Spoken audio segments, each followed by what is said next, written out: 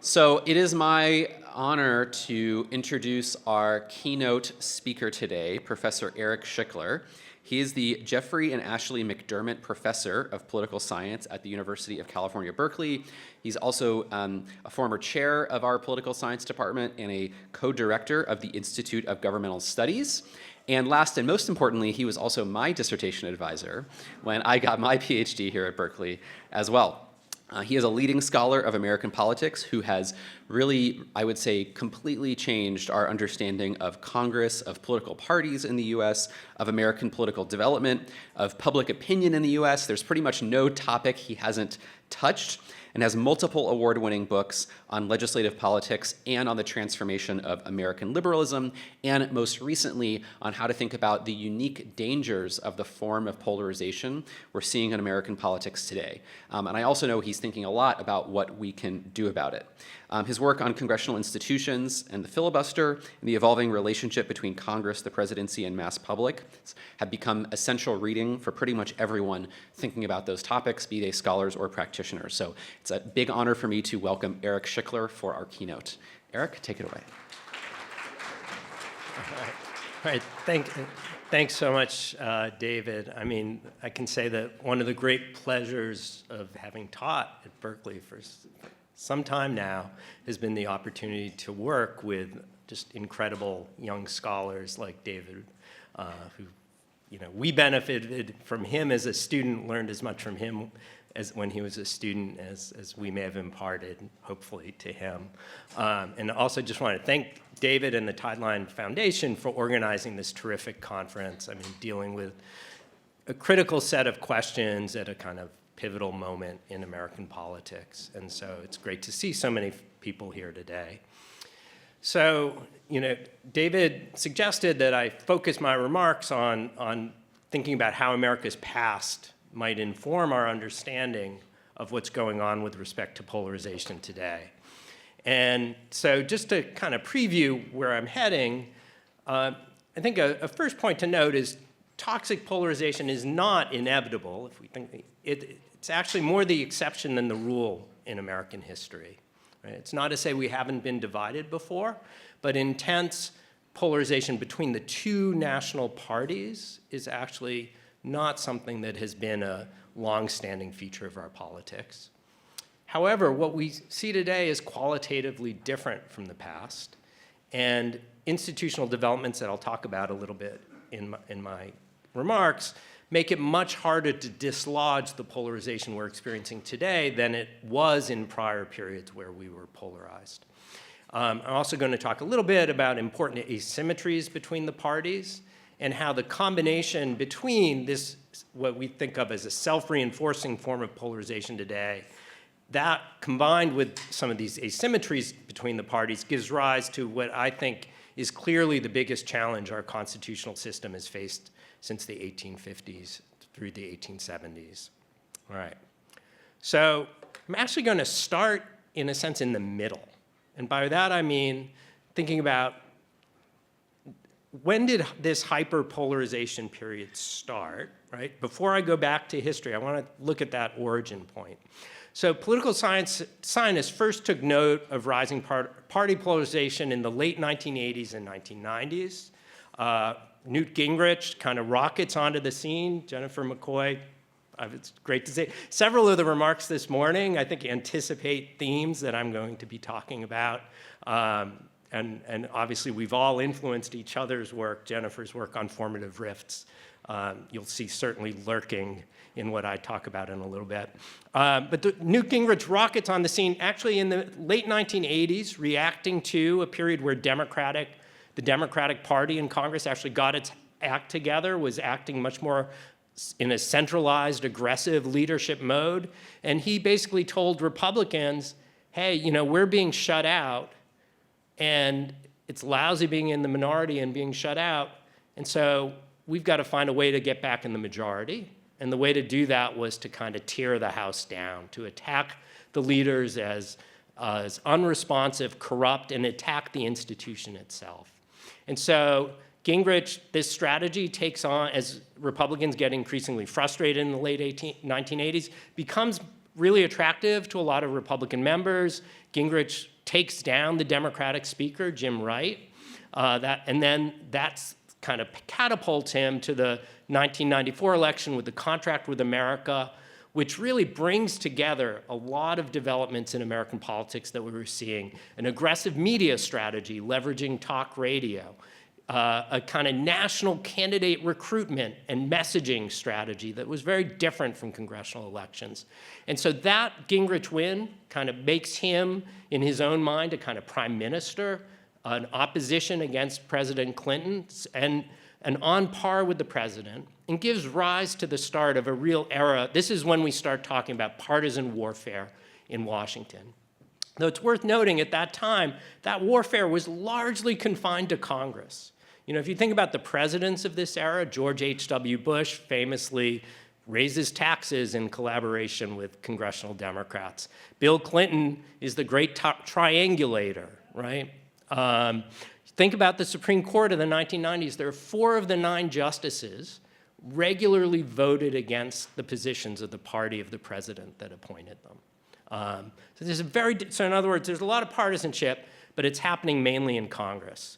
And so for myself, I was doing my dissertation at the time, I, like some other people, you know, we're drawn to thinking about Congress as an institution, and why do we have this partisanship now? And we were not the only ones to think, let's think about history to try to understand this. This photo here is from the New York Times comparing Newt Gingrich to Joe Cannon, the Speaker of the House, who I'll talk about in a little bit. And this move to history led me toward my dissertation and first book. And what I did in that work is look at 4 periods of congressional history and thought about how's the institution changed in each period. And one of the main arguments I make is that there's just a great diversity of the kinds of coalitions that shape how Congress operates. Sometimes you get partisan coalitions, but often you get cross-party coalitions. Often you get coalitions by junior members trying to unseat senior members from positions of power. Sometimes regionally based interests are really important. And so it gives rise to a kind of instability. And when there were periods that sought to establish party government, they proved really fragile, because there's this pluralism of member interests reflecting the great pluralism of our country that continually frustrated or dislodged those efforts. So when I wrote that book, I remember, you know, you always at the end of the book, you have to talk about like, where are we headed? And the expectation I had was, we're in this party warfare period, but it's probably not going to last that long, because that's how American politics has always worked. Well, we're now, I would argue, 40 years into an era of intense party polarization, and it's only intensified and spread over time. It's certainly not confined to Congress today. Supreme Court, the executive branch, you know, throughout our politics. And so this led me and my colleague Paul Pearson to think about, well, what is it that has caused this period of polarization to prove so enduring? And basically to ask the question, has something fundamental changed in our politics? And the argument that Paul and I make in a book called Partisan Nation that was published in September 2024 is that in earlier eras of American history, when the parties were polarized, they were polarized in a fundamentally decentralized, fragmented political system. And in that political system, key mediating institutions, decentralized state parties, locally rooted interest groups, and a locally rooted press or media environment, each provided openings for new coalitions, new interests to get onto the agenda, force their way onto the agenda, and often disrupt that polarization over time. Right? The argument we make in the book is that these institutions have now nationalized, and as a result no longer provide those openings, and instead tend to reinforce polarization. And the kind of basic, you know, concern motivating the book is that we have this separation of powers system that was premised on a fundamentally decentralized party system.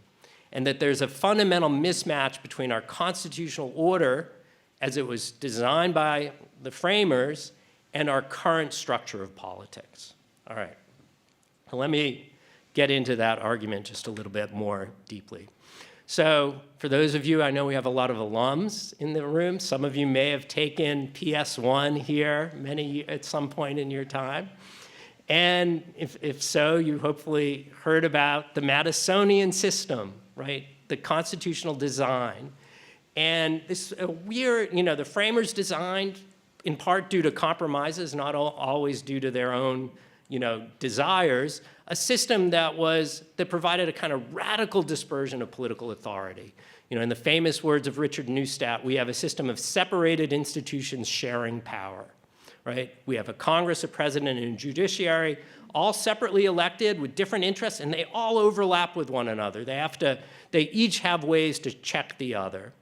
They also created a very robust and decentralized federalism, largely as a product of necessity. They needed to get these states that were used to being sovereign governments to become part of a union, and to do that, they had to guarantee some of their power. We had a system of representation that was geographically based. And so if you have a country with geographic representation, and each part of that country has its own particular economy and society, the people who represent it will reflect that diversity and have an interest to represent it. So, there's a famous scholar of bureaucratic politics who talked about how where you stand depends on where you sit.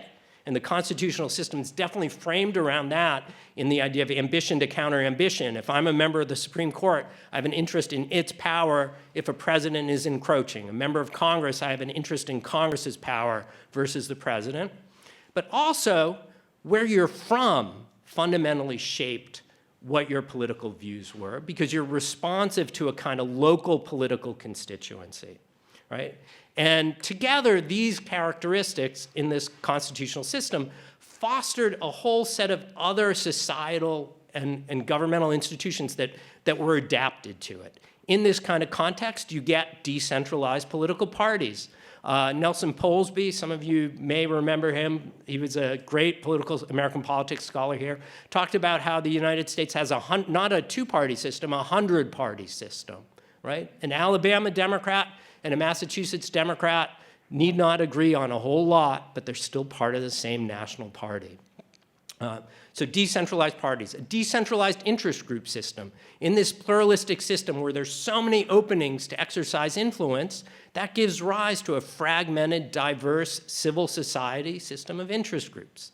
And then finally, a media environment that was fundamentally decentralized, where you had, for example, the development of a locally rooted party press, but the party press in Pennsylvania and the party press in North Carolina could be saying very different things. I often think about the example of Jefferson, who was in Republican papers in Philadelphia, was the great anti-slavery advocate in 1800. And I assure you, the Republican papers in North Carolina and Georgia were not saying that, right? So even where you have partisanship, it's in this fragmented environment. So in the book, one of the things we do is look at 3 periods where there was real party polarization. So one I'm not going to talk about, glad to talk in the Q&A if folks are interested, is the 1790s and early 1800s. The 2, though, I'm going to talk about, the first one is probably the one that has become the scariest analogy to today, which is the Civil War era. Now, with respect to this period, it's worth noting societal polarization over slavery developed over several decades. Right? It's and the point that some of the earlier scholars mentioned today about we're often very polarized in our society. That is not at all exceptional. What is unusual is when it maps cleanly onto party. And so initially, it didn't map onto party, but as the issue became more and more salient by the late 1850s, the parties finally do polarize on slavery, and you get the 1860 election where Lincoln wins with just northern states, which sends a kind of important message to Southerners that, hey, we are, in their view, that they were vulnerable in this new situation. We get secession. Now, one of the things this illustrates is the kind of dangers that happen when cleavages stack. So what happened in that 1840s and 50s period is a whole series of binaries, not just slavery, anti-slavery, but how you think your religious denominations split north and south. Fraternal associations split north and south. Agriculture, there's a distinct farm movement in the north that has very different interests, frustrated by southern slaveholders' refusal to do policies to promote that sector. And all that then lines up with party, and what do you get? Well, a situation where a win by the other side is just simply intolerable, and you get the Civil War, which quite arguably was a partisan war. This cartoon from 1862, it's a little hard to see the detail there, but those are cannons, behind the Republican elephant, and then guns behind the Democratic donkey, representing the North and the South, respectively. And there's a lot of work talking about how deeply the Civil War was shaped by by party politics. All right. So that's about as intense party polarization as you can get, right? Yet, in a kind of shocking development, this is the bloodiest war in American history, right? You would think that we're going to remain polarized in the same way for decades, right? And there's some ways in which we are, in the sense, it certainly is true that Republicans for many years after would run against Democrats as the party of rebellion. But the polarization of that era really does not outlast the 1870s. So what happens? Well, within the Republican Party, you get geographically rooted interests that have real power, that have deep reservations about the Republican policy for reconstructing the South. So the war creates a constituency of finance capital, the folks loaning the money that financed the war.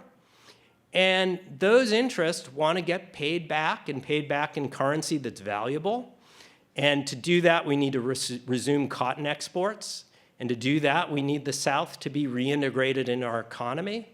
And so you start getting, within the Republican coalition, important voices defecting from really an essential plank of the idea of how do we rebuild after the Civil War, which would have required aggressively reconstructing the South. So you get, within the Republican Party, a faction. Another manifestation or outgrowth of this is you actually get a bolt of liberal Republicans. A new party forms by 1872. They're angry about a couple different issues. Some of it has to do with the tariff. Some of it has to do with Reconstruction. Some of it has to do with corruption or alleged corruption. But for that variety of reasons, these Republicans actually fused in the 1872 election. Some of the same people who were the biggest advocates of abolition in the 1860s are Horace Greeley, the editor of a leading abolitionist newspaper, is the candidate of the Democrats and liberal Republicans jointly. It seems, again, this is just a few years after the Civil War. New issues arise onto the agenda as well, this coming from a different direction. This is a time of great economic transformation, and you have a lot of farmers in the Midwest and the Plains states who are really concerned about railroad expansion that was for many of them, making it harder for them to compete with other producers, concerns about the currency. And so you start within each party to get these insurgencies. And so just here I put a little chart showing one of the most important new issues that emerges is railroad regulation. And what you see is on railroad regulation, it splits both parties internally, where Midwestern Republicans are very different from Eastern Republicans. Midwesterners want strong railroad regulation. Eastern Republicans don't. And then within the Democratic Party, you see something very similar, different intercept, different mean, but again, a regional cleavage where Eastern Democrats are less pro-regulation and Southern and Western more pro-regulation. So the party system that starts to kind of come apart in this period. Now, it's important to really pause here for a second and take note of something. We often like to think depolarization is a good thing, right? And I think in the current moment, there are many good reasons to believe that. But depolarization can mean giving up on particular really critical political commitments, including to democracy. And so the way that this politics ends up kind of shaking out by the mid to late 1870s is Republicans give up on the idea of Reconstruction for the South and allow the creation of authoritarian enclaves throughout the South. So, if you think about the tragedies in American politics, it's hard to get bigger than that one, right? So as we think about depolarization and strategies, I urge, and several of the speakers this morning, I think, hit this point really quite effectively. We need to think about the substance of the policies that we're giving up on and how we're thinking about them and what kinds of coalitions we form. All right, so that's the first period. Second period that we look at is 1890 to 1910. That's a period of the Gilded Age. Inequality is peaking, a lot of commonalities to today, creation of massive concentrations of corporate wealth. And within Congress, it's a period of extraordinarily high party voting and a sense that we have something that at the time was referred to as czar rule in the South, with the Russian czar as the model, right? These very powerful speakers disciplining their members. I don't know if this cartoon, how clearly you can see it from there, but it's Joe Cannon presiding. And if you look really closely, each member is a clone of Joe Cannon, right? That's the, Cannon, when a constituent asked him to send them the rules of the House, he sent them back a picture of himself. It gives you a sense. So this is strong party government, party warfare, polarized on some really important economic issues. But once again, this decentralized political system provided openings for new movements, new coalitions to disrupt it, and disrupt it pretty quickly. So third-party movements forced issues onto the agenda, things like corporate regulation, as well as ethnocultural issues like prohibition that divided both parties. And so we see the emergence of cross-cutting cleavages. And so one of the things we look at, for example, is state party platforms, where you see this happening as regionally based economic interests that go against the national party line find expression at the state party level and then penetrate into Congress, right? You also see this in the party press as well. And so you get, by 1910, the rise of a progressive Republican movement in the Midwest. And that movement revolts against Speaker Cannon, takes away his power. There's the speakership, the speaker's gavel broken. And I think, and most of us would say, that brought this era of party government to a decisive end after fewer than 20 years. All right? So again, and to me that, and I still remember my old advisor, David Mayhew, that was our kind of reference point as we thought about today, or thought about what was happening in the 1990s. All right, so what's changed? Why does politics not work that way?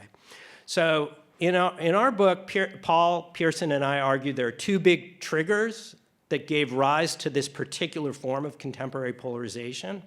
The first is the racial realignment, which crucially makes the Democratic Party a clearly liberal party in a way that they just weren't prior to that. As long as Democrats had this substantial faction of Southerners, it really was not clear it's a liberal party, despite Roosevelt and their economic programs.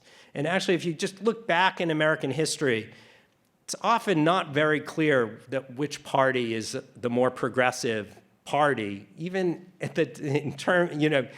until this moment, right?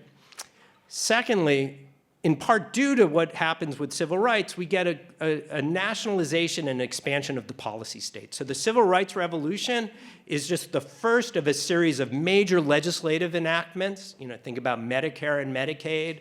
Think about the environmental and other regulatory policies of the late 1960s and 70s that greatly expands the role and footprint of the federal government. You also get Roe v. Wade and other court decisions that effectively nationalize issues like abortion. And what this does to get is is focus politics much more on the national government, on control of power at the national level. And in this context, as new issues come onto the agenda, the way those issues would play out is fundamentally shaped by the context set by the racial realignment. Because what the racial realignment does is start a sorting process where both voters and elites are kind of moving into the more liberal party if they're liberal, conservative party if they're conservative. And so in particular, Southern evangelicals, who are conservative on race, are moving into the Republican Party. And as they move into the Republican Party, they not only bring their racial attitudes, but they bring their conservative views on social issues like abortion and guns and gay rights and feminism. And so what happens is, as each new, so the civil rights movement inspires a whole series of social movements, and as each movement raises new issues on the agenda, the way in which the parties adapt is kind of shaped by these tracks set by the racial realignment, where on each new issue, Republicans, due to their new constituency, is more inclined to take the conservative position, Democrats to take the liberal position. Neil O'Brien, a former grad student in our department, develops this argument in a book, a really great book called The Roots of Polarization. And that is what creates this stacking of cleavages, right? We shouldn't think about gun rights, abortion, gay rights, feminism, environmentalism as these separate issue evolutions, because they all turned out the same way, right? And that way was Democrats on this liberal side, Republicans on the conservative side, and that just further reinforces this process of stacking and polarization. All right. Now, these triggers contribute to changes in mediating institutions. So this process of sorting and this increased role of the national government helps shape how state parties operate, reshapes the structure of group demands and the media. And I think the common thread across these different changes is a decline of alternative geographically rooted cue givers. What I mean by that is that if you're a Democrat in a particular state, 50 years ago, 60 years ago, the kinds of groups you're getting cues from, and the press, the newspapers you're getting cues from, and the political actors you're getting cues from are going to just be very different from the ones if you're a Democrat in another part of the country, right? And today, they're much more common, and so we think about the change. I'm not going to talk as much about the media, but nationalization of media, in part driven by changes in technology, is a big part of this story. Though also, there's also an important political element or political think about this way. The market for Fox News is itself dependent on a kind of nationalization of our politics that it then reinforce it. Why do people across the country who are conservative want to turn to this one outlet, right? It's because they find the same set of messages resonant, right? Which is something that would not have been the case 50 or 100 years ago.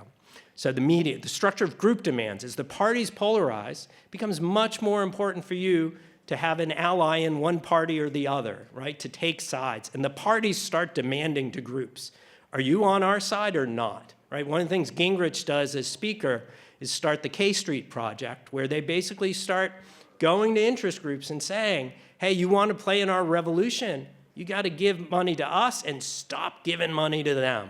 Right? And Democrats do the same thing under their leaders, and that just reshapes. Interest groups used to want to have friends in both parties. They still, ideally, you want to do that, but that's much harder to do, and they're much more inclined to ally with one or the other. And then finally, the state parties themselves have nationalized and polarized.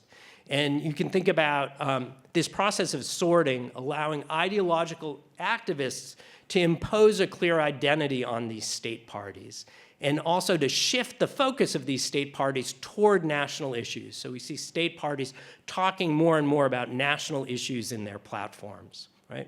So we can think about state parties as, rather than 50 independent actors, as integrated into a single national network where they're raising money from the same people and often from out of state.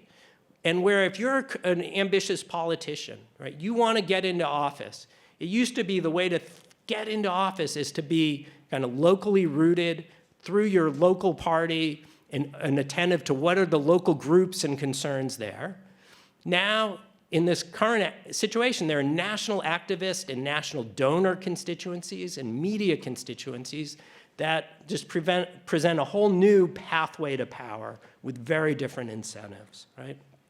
I'm going to go over this just very briefly, but you see this in state party platforms themselves, where the left panel is just how different are the topics that state parties are talking about. In other words, if I know you're a Democratic or a Republican state party, to what extent are you talking about the same things or different ones? And you just see that take off in the 1990s, right? Where the difference in what they're focusing on changes. And then just ask, well, how much diversity is there within each state party? And that's the right panel. And you see for both Democrats and Republicans, declining diversity. In other words, their state parties across different regions are talking about the same things now in a way they weren't before. All right. So I like to think of this, Paul and I like to think of this as providing a kind of thicker view of polarization because it's really rooted in these changes in mediating institutions rather than just, we often think about voters and we think about national elites. And our argument is that there's this middle layer that's really important. And we think that this thicker view of polarization, one of the things it does is clarify partisan asymmetries. So for example, if you just think about the media structure facing the two parties, they're not the same. Democrats would perhaps love to think that MSNBC is the equivalent of Fox News, but it's not for various reasons. And even beyond Fox, there's a whole rich conservative infrastructure, including talk radio, with just a wide audience. And so that in itself gives Republicans different incentives in terms of their ability to rely on motivating their base as compared to Democrats. Also, both the structure of the group alliances and goals of Republicans and the structure of our electoral system give them some important advantages. So first of all, if you just think about what are the key elements of the Republican policy agenda, other than tax cuts, most of them don't require legislation. And legislation requires a kind of compromise brokerage element, and they can just achieve a lot, as we'll talk about, through executive action, court action, and also, if you're and at times inaction can serve their goals. And then secondly, our political system overrepresents rural voters. Again, I feel like I'm echoing my predecessors this morning. That gives rise to an edge in the Senate, which in turn gives rise to an edge in the courts. And so, and it's worth noting, this rural overrepresentation's existed, obviously, throughout. It's gotten worse.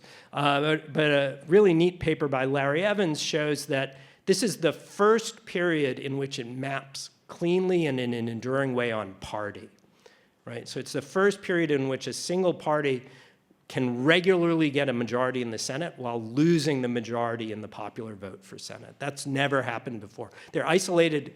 It might happen for 2 years here or 2 years there. But this is the first time it can happen regularly because party and rurality, again, these stacking cleavages are so related. All right. And then finally, I think there is a relationship to multiracial democracy where some of the changes in our country reflected in these new policy issues are viewed as a real threat to important members of the Republican coalition. And that gives an incentive to engage at times in minoritarian and anti-democratic strategies. And these structural advantages I talked about, such as rural overrepresentation, help give an opportunity to do so. All right, so what does this mean? What are some implications of this? So first is that this era of polarization, I would argue, is self-reinforcing. Potentially cross-cutting issues that arise on the agenda now are just absorbed into this polarized environment. State parties and the locally rooted press just don't provide those openings they did in the past. And you can think about, actually, Donald Trump as a kind of illustrator of this in the following sense. In 2016, we were worried about polarization. 2015, Paul and I organized a conference on Madisonian Constitution under stress. And people were speculating, well, what could disrupt polarization? And one theory that was voiced is the idea that, well, if you have a political leader who emerges on the scene who's not ideologically tied to a party's agenda in a clear way and has views that are kind of a little off-dimensional, right? Not exactly lining up with our polarized cleavage, that could disrupt polarization. Yeah. Thank God nobody, well, I shouldn't say nobody published that, but anyway. Clearly did not turn out that way because I think of these structural conditions that I've talked about. Another example could be the COVID pandemic. There's nothing inherently partisan about a pandemic, yet it was, and in fact, you could imagine it as a unifying moment, right? A national crisis. Clearly, that's not how it played out. Second implication is that this is just a serious threat to the American constitutional order. And a simple way to think about it is that the entire system of checks and balances is, again, premised on this ambition to counter ambition idea, that your role in the institution, your power in the institution, right, gives you a stake in defending its autonomy. What we have now is partisan teamsmanship operating across institutions, which short circuits that checking and balancing process. It just doesn't work the same way. All right, and then what I'm going to do is spend the last bit of my time thinking about, well, what are some of the lessons from Trump 2.0 so far in thinking about this? And so, as I noted, Paul and I published this in, just a few months before the 2024 election. And so I've been thinking a lot about, well, what's happened so far that maybe we expected, and what are some things that we didn't expect? All right, so first thing, and to be honest, this is one that I think we kind of expected, and that is that Trump, if you think about Trump's relationship to Congress, what we've seen is encroachments on fundamental powers of the institution that have met with very little resistance from Congress because of partisan teamsmanship, where the use of impoundments to refuse to spend money appropriated by Congress is something that is just taking on the most fundamental prerogative of the legislative branch and was met with just crickets for the most part from congressional Republicans in control of the agenda. There was virtually no oversight, has been very little oversight of the administration during these first 2 years. This has become the norm under unified party control, but was not the norm in earlier eras. I mean, Franklin Roosevelt, for example, Harry Truman, even Lyndon Johnson, faced really significant investigations from within their own party-led Congresses. That's not the case now. You might ask, well, won't the midterms, fix this if you're a Democrat? And I think the one point I would make is the midterms could change some of this, certainly. But if we're looking, for example, to Congress playing a really effective oversight role, I think that's pretty unlikely because in this hyper-polarized era, right, it undercuts what you could think of as the informational mechanism through which oversight works, right? So the way it works effectively is, things get exposed to the public, and they then react by being angry at the president or approving less of the president, right? For that to work really well, it helped a lot to have members of both parties, including some in the president's party, sharing in or echoing these concerns, right? That's what happens in Watergate over time, right? And that shifts Republican opinion.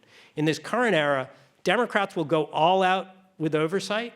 Trump administration will go all out resisting that oversight, and congressional Republicans will stand with the administration 100% in fighting that. And if you're a voter who's maybe not paying that much attention to politics, somewhere in the middle, what do you see? The parties squabbling with one another. And you're not going to update your views in any meaningful way. In the same way you did, perhaps, when William Fulbright, Democrat from Arkansas, is leading investigations of the Vietnam War while Lyndon Johnson is president.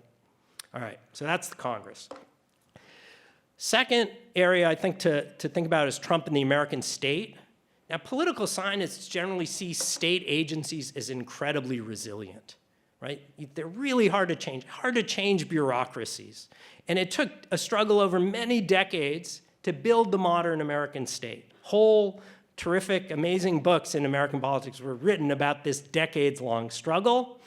And we all assume this is really important because state capacity is this fundamental feature of a political system. And I think what we've learned in this first year and a half is it's much easier to destroy state capacity than it is to build it. So, we saw DOGE most prominently with USAID, an agency of government funded by appropriations from Congress for decades, just being destroyed. Now, how can you do this? Well, it's actually enabled by these institutional changes, by teamsmanship across separated institutions. A Supreme Court that's developed a unitary executive theory with no basis in constitutional history. I'm sorry, having taught Congress for many years, and it's just not there in the Constitution, but they've derived this theory that allows this, and congressional deference to these actions. Congress has not stood up to defend these institutions. So we're seeing a lot of state capacity being destroyed, and crucially, I think this is going to be really hard to reverse.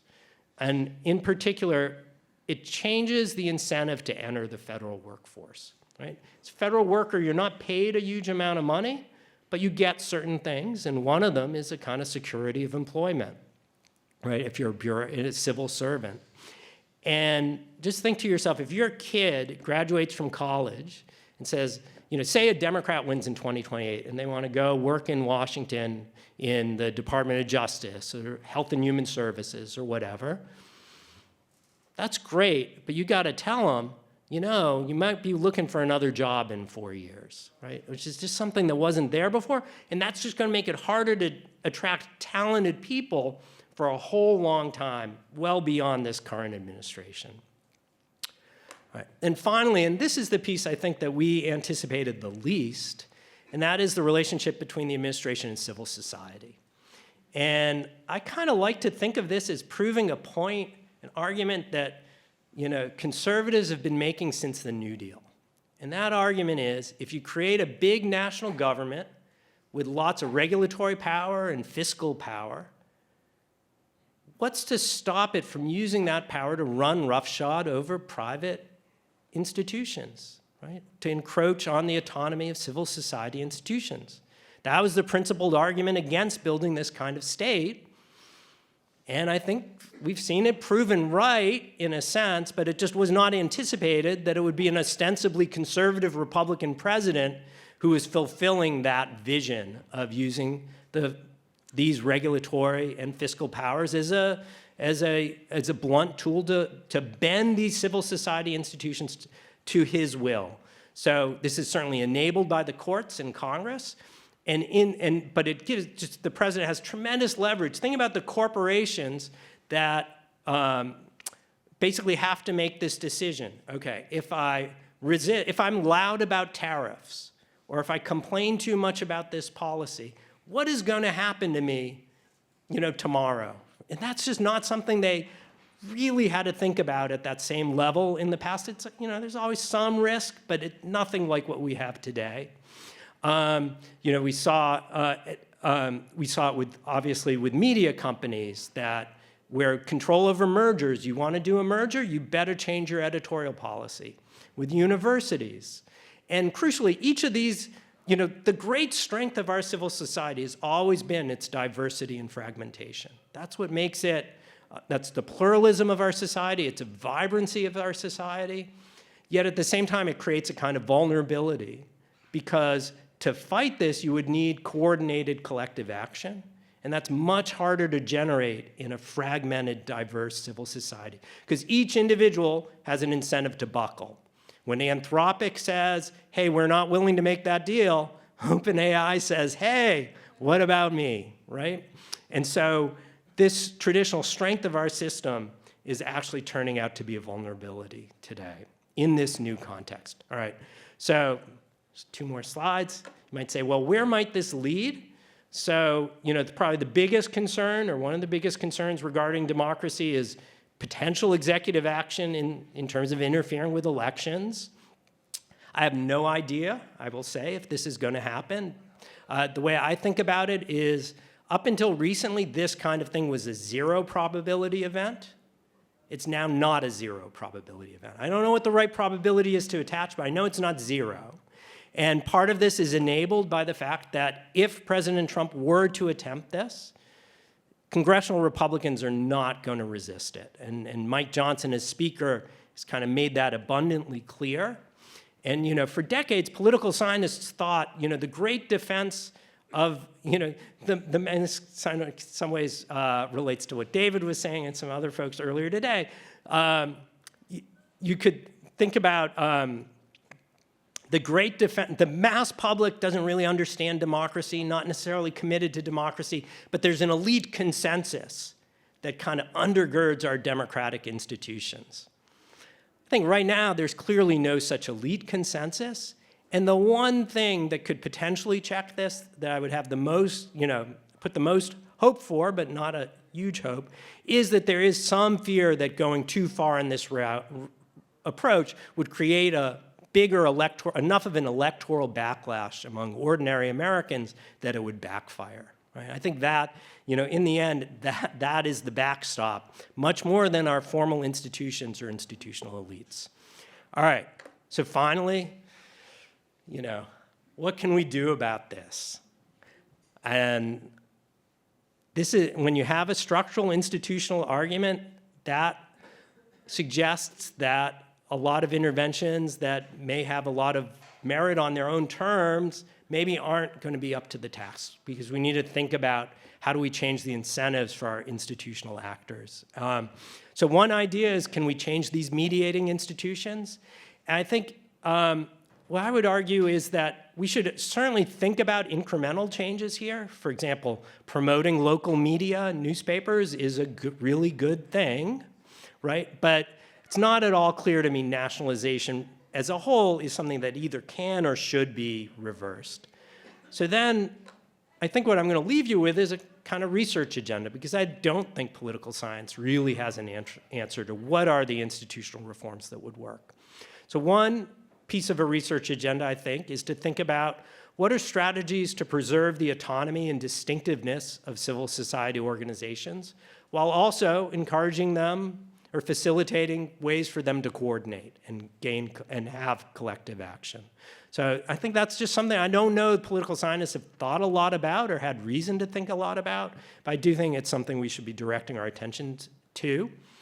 And then secondly, I think we need to think about whether there are electoral reforms that could at least somewhat counter the incentives for teamsmanship.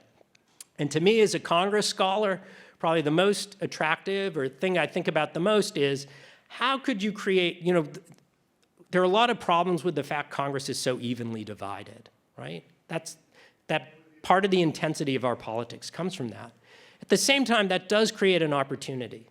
It means if there were a faction of 6 or 7 senators, 15 or 20 House members who were willing to act collectively and say, we're only going to vote for one party to organize the Senate or the House if they agree to real changes in how the institution operates that undercut the agenda control of the majority party, for example, and open possibilities for cross-party coalitions. We're only going to vote to organize it. We'll only let you be the speaker if you agree to these concessions. That could have a real impact. So then you ask backward, well, what could create that? If you look at history, third parties played a really important role in disrupting polarization. So how can we encourage that without spoilers? There are reforms like fusion voting, which actually was the norm up until the early 1900s, where an individual can vote, a candidate can run on more than one party ballot. So you can run as a Democrat and the center party candidate, or Republican and the center party. And then if you have that party's no longer playing the role of spoiler and instead can say, hey, we'll give you our ballot line if you agree to these concessions, right? That's how you get it. And that might be valuable to the extent there are people who, maybe I won't ever vote for somebody on the Democratic line, but I'd vote for somebody on this other line. So thinking about reforms like fusion voting, top 4 primaries with ranked choice voting is another related potential that could play a similar role. But again, I think that political scientists need to be thinking more and more about whether we can assess the effectiveness of these kinds of reforms, which, at least at the margin, maybe can help us start to dislodge this terribly destructive trend that we are seeing. Thank you. Hi there. In your research, did you look at like comparing the Civil War area to our area about economic forces? There's always been talk about, of course, in the Civil War area, agriculture versus manufacturing. In the current era, you could make an argument that it's, physical industries, agriculture, resource extraction, manufacturing versus system service-based economies of urban areas. Yeah, so a couple quick things. So one is, the agriculture movement is really interesting in that period because it becomes a core Republican constituency in the lead up to the Civil War due to kind of frustrations with the Democrats. But then after the war, they make this conscious decision that we can have more influence politically if we also have a Southern, if we kind of reintegrate with Southern agricultural interests. And again, and the way they do that, again, the kind of tragic side of this is by giving up on the kind of commitment to Reconstruction. In terms of structure today, to me, the most important change is nationalization and internationalization of capital, of business, that it's not locally rooted in the same way in which it was before. And so, it used to be, you have the company based in your community. That's where their workers are. That's where their profits are, their managers are. And that creates a kind of locally rooted political economy that's just not, how it works anymore. Sure. Can you elaborate a little bit on the civil society organizations, who you mean by that, and where you think we might have the most opportunity? That's a great question. So I think of the sphere, broadly, quite broadly, nonprofit sector, universities. You can think about law firms. As I was using it today, it even includes corporations, right? It's part of it, though. Whether you define, some of my political science sociologist friends would probably not want that to be part of the definition, but I would think about non-governmental sources of power. Media, press is certainly a key part of civil society. Voluntary associations. There's the long-term trend of the decline of kind of grassroots, mass-based associations, and to the extent you can encourage a vibrant, cross-cutting sphere with that would counter this. And in these earlier eras, that certainly is how it worked with these fraternal associations, and less so now. Jacqueline. I wonder how you would characterize the shift in the culture wars. It looks like this might be an opening. If we look at the response to the Democratic primary in Texas, where a softer, more moderate pastor really won the election for the Democratic candidate for the Senate, and was able to appeal to a group apparently that had shifted towards Trump in the 2024 election. Yeah. Is that an opening? Sure. I think people, certainly folks in the Democratic Party need to think about different ways to appeal to voters and ways to reach them. And Tallarico's use of faith is certainly, one possibility to try to undercut some of these stacking cleavages, essentially telling people religion is not mapping in the way you think it is. One thing I'd say is Democrats just have a stronger incentive to do this kind of thing than Republicans, because if Democrats are ever going to win a majority in the Senate, they need to win in places like Texas and Georgia and North Carolina that are where the median voter is not a liberal Democrat, right? And so they have to experiment with this. Ultimately, for our politics to really improve, it would be helpful both it's unclear what Democrats doing this, what impact that has on Republicans, until, though, if it does result in real electoral wins that make these places more competitive, that at least would put some pressure, for sure. Yep. Any other questions? Let's see, Jacqueline back there. So you touched on the idea of Congress being pretty evenly divided, and this idea in political science of insecure majorities. And while you were speaking, I was thinking a lot about that and its impact on gridlock, and then gridlock's impact on Congress handing over power to the executive and to the courts to kind of get these policy positions through in this era of nationalized politics. So my question is, do you see that even divide as an effect of the other aspects that you're talking about, or as kind of a separate dynamic that has happened to also interact and exaggerate the effects that you're talking about? Yeah, great question. I guess I'd say a little of both, right? I think that what creates the evenly divided country is, in a sense, that we have, it is a country that's just deeply divided on these cultural issues, and there is no, if you think across that agenda, it's not clear there is a real, especially electorally viable majority on either side in a kind of enduring way. And so that, I think, does help give rise to this kind of toss-up politics. At the same time, there's no question that insecure majorities contributes to the incredibly high stakes of each election, which then changes incentives for actors. And it also facilitates combination of polarization and narrow majorities means gridlock. And crucially, gridlock doesn't mean no policy change, it just means less legislative change. And so in that vacuum, the courts and the president are able to have an incredible amount of unilateral leverage. Yeah. Sure. How should we think about institutions such as the filibuster or sort of staggered elections where only a third of the Senate gets reelected at a time that make policymaking slower and harder? Should we think of those as sort of depolarizing forces because they require consensus, or are they polarizing forces? Yeah, so filibuster is something I've thought about a lot. I don't think at the moment in our politics it's clearly either depolarizing or polarizing. I don't, the way I would think about it is it's becoming a kind of relic that I would be surprised. It's what we're seeing is an erosion of it over time, right? And so with each new, the current Republican majority didn't end the filibuster, but they created some new loopholes that I assure you, if the Democrats get unified control, they will do everything they can to expand upon. And so, I certainly wouldn't look to it. I think the evidence historically is that it hasn't. I certainly wouldn't say the historical evidence is it encourages polarization, but I don't think there's really good evidence that it has tamped it down historically either. Yeah.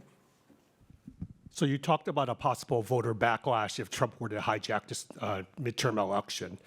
But how do we maintain the attention of voters? Because after January 6th, the voters seem to overlook that. After Black Lives Matter, the voters seem to have forgotten that. Who knows, after Minneapolis with the 2 deaths, how long will voters care about that issue before they move on? So how do we maintain the voter interest in these sorts of things? Yeah, no, that's a great question. And some of the earlier comments about media, folks who were discussing role of media, it can certainly play an important role in that. I guess I would say just in the very instrumental short term, I think the way I would see it working is that backlash need only be a short-term backlash. But if they believe it will cost them if they believe it would actually mobilize enough voters in the short term to make them lose the House by a bigger majority and potentially lose the Senate, I think that's enough of a deterrent. That doesn't solve the problem in the medium or long term, but I guess I would be, to the extent I'm optimistic about that mechanism, it's more as a short term, because I think you're exactly right. One of the lessons of January 6th is that that kind of action does not seem to cause an enduring political cost. And one way to think about this, I was talking to Alan Gerber just a little while ago, he's visiting us from Yale. You can think about politicians conducting little experiments, right, testing, and you find out, if I do this violation, what happens, right? And so Trump's been the great experimenter. And the lesson learned has been there actually have not been long-term substantial political costs to violating a whole lot of norms, and that in turn is going to undermine those norms in the medium and long term, not just for him, but for others. David.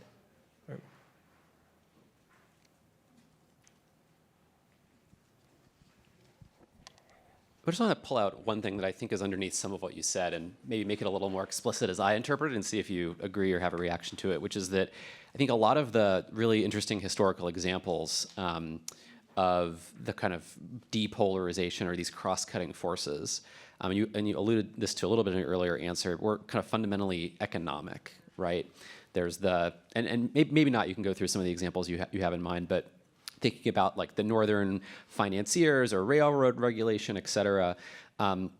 And it strikes me that, if you think about it's not as though our two parties right now are not divided in some ways in economic, but those economic divides don't have this same kind of regional mapping in quite the same way. And in fact, if anything, like a little weirdly inverted, where like the rich regions want higher taxes and the low regions want lower taxes. And so there's not that same cross-cutting economic cleavage, and instead we have this very regionally defined, as you put it, like stacking set of social issue disagreements. And so I'm curious to what extent you think that's like an apt analysis, that it's kind of the as you said, the nationalization of the economy is part of this, that there's not the local economic interests that are shared across lots of localities that cross-cut parties. That's right, and B, any speculation, because of course we have to ask about this, with the transformation of the economy around AI, et cetera, do we expect that could break that in some way? Interesting. Yeah, so I think the analysis that you raised sounds right to me, that the cross-cut, certainly we've had different, if you think about the third-party movements, the ones that were ultimately successful at disrupting, at least in the Gilded Age, certainly were economically motivated. You can think about the first great third-party, though, movement, in a sense, is abolition, and that's, though that's not disrupting a party polarization, it actually ends up forging one. So it's not always economic interests that are using this mechanism, but certainly in modern history, those have been the most effective. In terms of how AI figures into this, I don't know. It's a good question. Yeah, I don't. It seems like it only further separates economic power and interests from particular geography. So I don't necessarily see a mechanism through which it breaks things, but I'm happy to talk more about it and think more about it. Any other questions? Yeah. So here we are in 2026. And we have all these social issues that confound us. But I propose to you that the standard deviation models and the great statistics you taught us so many years ago do not hold up in the future, because we have dynamics going on far beyond our squabbles as little primates. Climate change is not a joke. The disparity of wealth and income is a serious issue. And when you see people like Jensen Huang, who's created a company whose value exceeds that of the GNP of Germany, what happens to all the workers, all the loyal Republicans supporting their president who discover they don't have a job anymore because they've been replaced by AI, by cheap labor in other countries? And while we continue to squabble, the oceans will rise, the temperature will rise, and this entire planet is headed for a paradigm shift. Think about it, guys, because I've seen it. I've been a pilot for 50 years. We have something called ISA, International Standard Atmosphere. It says that at 37,000 feet, it should be minus 57 degrees Celsius. When we program the aircraft, are we ISA? ISA plus, meaning it's hotter than normal, in which case our range and our fuel consumption change. Used to be, we'd sometimes get ISA minus. We don't anymore. It's gonna be an interesting ride. So fasten your seatbelts and let's get smart, because a whole lot of self-assured people, Republicans with strong attitudes, are gonna discover their game doesn't work anymore. What's the plan? Yeah. Okay, that's a sobering question, for sure. I guess, I think that one thing to extract from that, I guess two things I'd extract. One is we're always in danger as political scientists or analysts in trying to forecast too far ahead of our, I think we have really good models of what's going to happen in the next election. Our forecast of what's likely to happen in 5, 10, 15 years is not going to be very good because there are massive forces. So that's one thing.